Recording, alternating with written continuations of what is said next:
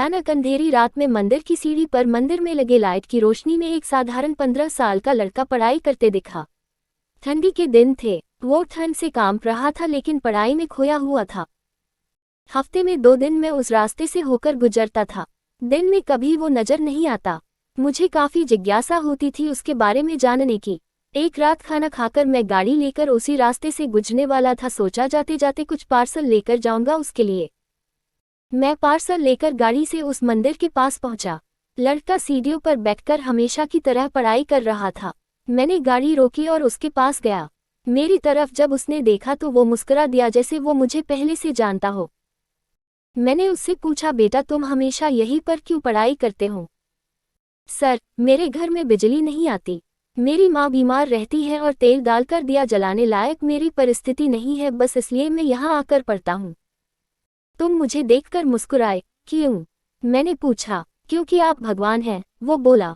ऐसा नहीं है, मैंने कहा। नहीं, आप भगवान ही है, वो बोला।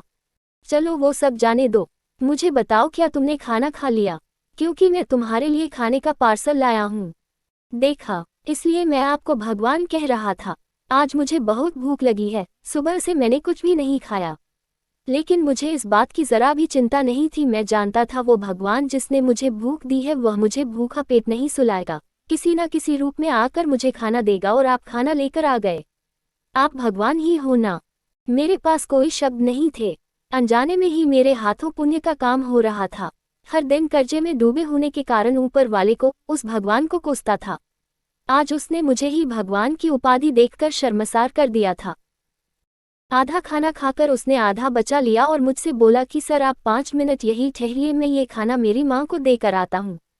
मंदिर से कुछ दूर एक पुराने घर की तरफ जाते हुए मैं उसे देखता रहा। कुछ मिनटों बाद वह वापस लौटा। उसके हाथों में मुट्ठी भर फूल थे। उसने वो मेरे पैरों में रख दिए और बोला, माँ ने कहा है जिस भगवान ने हमारा पेट भरा है उसके चरणों में थोड़े फूल तो चढ़ाने ही चाहिए। मेरी आंखें बंद हो गई और उसमें अपने आप आंसू निकल आए। आंखें खोल के मैंने उसके पुराने घर की तरफ देखा। उस घर के सामने पड़े पत्थर में भी मुझे प्यारी सी मुस्कान दिखाई दे रही थी। उस लड़के की आंखों में मुझे साक्षात भगवान दिखाई दे रहा था।